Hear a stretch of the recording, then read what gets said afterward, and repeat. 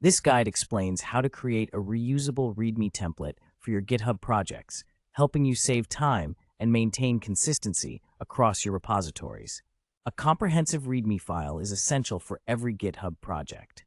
Instead of starting from scratch for each new repository, consider using an existing template to streamline the process. This approach promotes consistency across projects, adheres to best practices, and accelerates the setup time. This blog post outlines the steps to create a README template for a GitHub repository. The process involves creating a new repository, setting up the desired files and configurations, including key sections like license, contributing, and usage, and marking the repository as a template in the settings. The text outlines the steps for using a README template when creating a new repository. First, select the template during the repository setup. Then, customize it by adding project-specific details or removing unnecessary sections after the repository is created.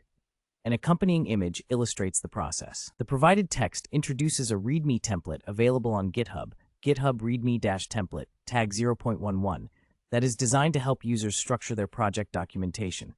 It includes essential sections such as project name, description, motivation, installation, and usage, along with sections for design, technologies used, code structure, demo, points of interest, references, authors, contributing, and license. Creating a reusable README template can enhance your GitHub workflow and maintain consistency across projects.